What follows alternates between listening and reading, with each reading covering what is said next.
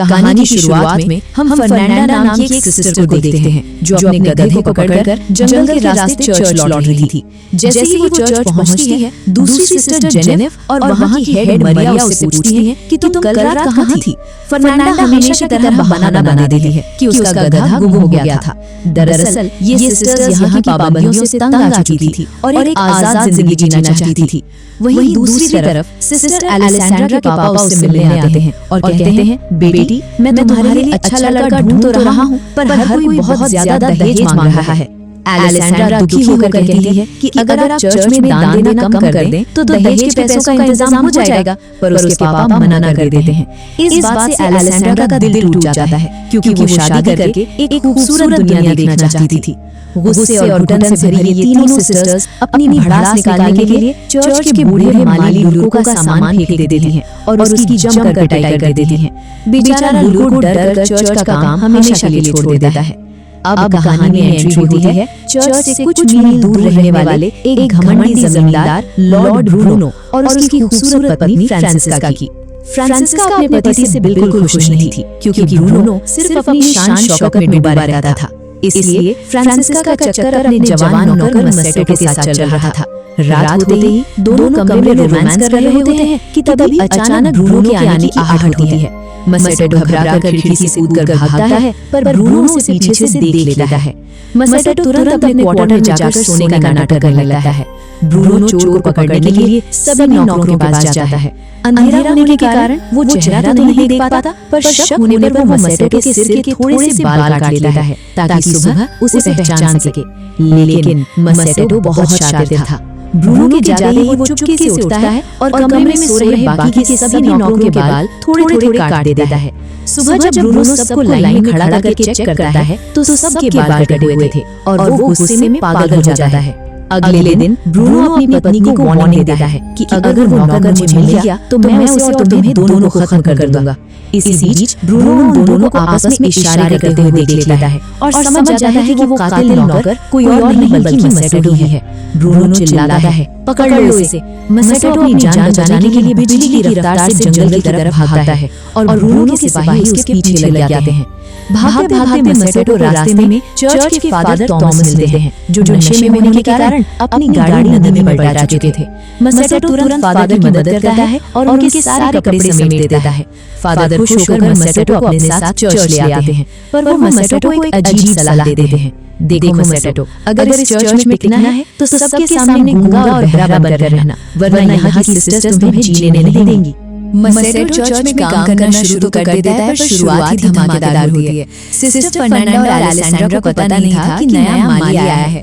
Fernanda Masetto को एक अजनबी समझकर गुस्से में हाथ में कुल्हाड़ी लिए उसकी तरफ दौड़ती है और चिल्लाकर पूछती है, तुम कौन हो और यहाँ क्या कर रहे हो?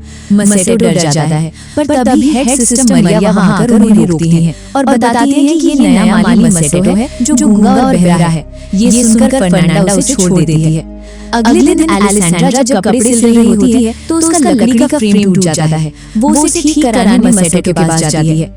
एलेसेंड्रा मसेटो के सामने अपने दिल की सारी भड़ास निकालने लगती है कि वो इस चर्च की पाबंदियों से तंग आ चुकी है और यहाँ से भागकर एक आजाद जिंदगी जीना चाहती है। वो जानती थी कि मसेटो गूंगा बहरा है, इसलिए वो कुछ सुन नहीं पाएगा। लेकिन पिछली रात मार्ता की रोमांटिक बातें सुनने के बाद एलेसेंड्रा के मन में कुछ नॉटी ख्याल आ चुके थे। वो बातें करते करते अचानक आगे बढ़ती है और मसेटो को जोर से किस कर लेती है। मसेटो भी इस मौके को हाथ से नहीं जाने देता और वहीं पर दोनों मिलकर तूफान और भूकंप के मजे लेने लगते हैं। पर तभी चर्च की घंटी बज जाती है और दोनों घबराकर अलग हो जाते हैं।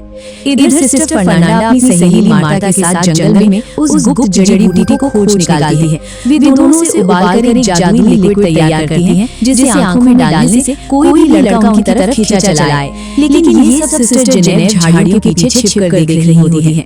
रात के अंधेरे में फर्नांडा और मार्ता चुपके से मसेटो के कमरे में घुस जाती हैं। फर्नांडा मसेटो को डराने के लिए उसके चेहरे पर चाकू तान देती है और फिर वे दोनों मिलकर मसेटो को रिझाने लगती हैं।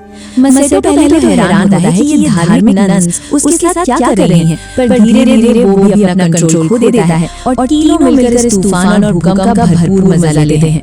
जब फर्नांडा और मार्ता कमरा खाली करके बाहर आती हैं तो सामने जेनेफ खड़ी थी। वो पूछती है, तुम दोनों रात के इस वक्त माली के कमरे में क्या कर रही हो? वे बहाना बनाकर भाग जाती हैं, पर जेनेफ समझ चुकी थी कि दाल में कुछ काला है।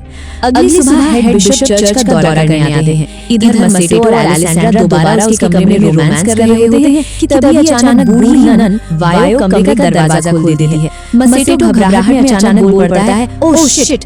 ये सुनकर एलेसेंड्रा के होश उड़ जाते हैं कि ये गूंगा माली तो बोल सकता है। खैर मसेटो तुरंत बेड के नीचे छिप जाता है। वायो को कुछ सुनाई नहीं देता था, इसलिए वो बिना कुछ समझे वहां से चली जाती है और मसेटो खिड़की से भाग निकलता है। अगले दिन सिस्टर जेनेफ भी मसेटो को हासिल करने के लिए वही जादुई जड़ी बूटी चुरा लाती है, पर वो नादान से आंखों में डालने के बजाय गलती से पूरा लिक्विड पी जाती है। नशे में धुत होकर जेनेफ मसेटो के कमरे में पहुंचती है और अजीब-अजीब हरकतें करते हुए मसेटो से चिपकने लगती है। मसेटो सोने का नाटक कर रहा होता है, तभी अचानक बाहर फर्नांडा की आवाज होती है। जेनेफ घबराकर कमरे के कोने में छिप जाती है, जहां पहले से ही एलेसेंड्रा छिपी हुई थी। दोनों सौतेले एक दूसरे को देखकर चौंक जाती हैं। तभी फर्नांडा हाथ में चमकता चाकू लेकर कमरे में घुसती है। वो मसेटो के हाथ मजबूती से बांध देती है, उसकी आंखों पर पट्टी लगाती है और उसे डरा धमकाकर आधी रात को घने जंगल की तरफ ले जाने लगती है। जेनेफ और एलेसेंड्रा भी दबे पांव के पीछे निकल पड़ती हैं। जंगल के बीचों बीच पहुंचकर जो नजारा वे देखती हैं, उसे देखकर उनके रोंगटे खड़े हो जाते हैं। जंगल के बीचों बीच एक बहुत बड़ी आग जल रही थी और कई लड़कियां बिना कपड़ों के वहां पर शैतानी डांस कर रही थी। असल में फर्नांडा रोज रात को गधे को ढूंढने के बहाने इसी काले जादू के खेल में शामिल होने आती थी और आज वो मसेटो की इंसानी बलि देकर चुड़ैल की काली शक्तियां हासिल करना चाहती थी। मार्टा और फर्नांडा जैसे ही मसेटो की छाती पर वार करने के लिए चाकू ऊपर उठाती हैं, मसेटो मौत को सामने देखकर पागलों की तरह चिल्ला पड़ता है, प्लीज मुझे छोड़ दो, मैं गूंगा नहीं हूँ। मसेटो की आवाज सुनकर फर्नांडा और मार्टा के हाथ हवा में ही रुक जाते हैं। जंगल के बीचों बीच मसेटो मौत के खौफ से कांप रहा था। फर्नांडा और मार्टा जैसे ही उसकी बलि देने के लिए आगे बढ़ती हैं, मसेटो चिल्ला पड़ता है, मुझे छोड़ दो, मैं गूंगा नहीं हूँ। उसकी आवाज सुनकर सबके पैरों तले जमीन खिसक जाती है। तभी जड़ी बूटी के गहरे नशे में धुत सिस्टर जेनेफ पागलपन की हदें पार कर देती है। वो अपने सारे कपड़े उतारती है और उन चुड़ैलों के बीच नग्न होकर अजीबोगरीब डांस करने लगती है। जेनेफ का ये पागलपन देखकर बाकी लड़कियां भूत चिल्लाकर वहां से भाग खड़ी होती हैं। मार्टा गुस्से में जेनेफ से लड़ने लगती है। इसी बीच सिस्टर फर्नांडा जैसे ही मसेटो पर चाकू से वार करने जाती है, तभी एलेसेंड्रा शेर की तरह बीच में कूदती है। फर्नांडा के हाथ से चाकू छीन लेती है और मसेटो की जान बचा लेती है। उधर जेनेफ और मार्टा के बीच हाथापाई होती है, जहां जेनेफ एक भारी डंडा उठाकर मार्टा के सिर पर मारती है और उसे बेहोश कर देती है। इसके बाद जेनेफ मार्टा के कपड़े पहनती है, गधे पर बैठती है और चिल्लाती हुई चर्च की तरफ भागती है। चर्च पहुंचकर जेनेफ पागलों की तरह चीखने लगती है, फर्नांडा एक चुड़ैल है, वो जादू टोना करती है। उसकी आवाज सुनकर हेड फादर बिशप कमरे से बाहर आते हैं। तभी वहां फर्नांडा, एलेसेंड्रा और मसेटो भी पहुंच जाते हैं। एलेसेंड्रा बिशप से कहती है, साहब ये झूठ बोल रही है, इसने नशा किया हुआ है। पर जेनेफ का सब्र टूट चुका था। वो बिशप के सामने चर्च का सबसे बड़ा सीक्रेट उगल देती है और कहती है, फादर मैं सच कह रही हूँ, ये दोनों सिस्टर्स इस गूंगे माली के साथ कमरे में तूफान और भूकंप के मजे ले चुके हैं। ये घिनौना सच सुनकर बिशप के होश उड़ जाते हैं। वो गुस्से में हेड सिस्टर मरिया को बाहर बुलाने के लिए उसकी कमरे की तरफ बढ़ता है, पर जैसे ही मरिया के कमरे का दरवाजा खुलता है, अंदर से खुद फादर टोमासो अंगड़ाई लेते हुए बाहर निकलते हैं। बिशप का सिर घूम जाता है। अब साफ हो चुका था कि इस पवित्र चर्च के अंदर ऊपर से लेकर नीचे तक हर कोई पाप के दलदल में डूबा हुआ था। अगले दिन हेड बिशप एक करके सबको गॉड के नाम पर कड़ी सजा सुनाते हैं। फादर टोमासो को सबसे बड़ी सजा मिलती है। उन्हें एक ऐसे आश्रम में भेज दिया जाता है जहां सिर्फ और सिर्फ मर्द रहते थे। वहीं दूसरी तरफ नकली गूंगे माली मसेटो का भंडा फोड़ हो चुका था, इसलिए उसे वापस उसी खूंखार जमींदार लॉर्ड ब्रूनो के हवाले कर दिया जाता है,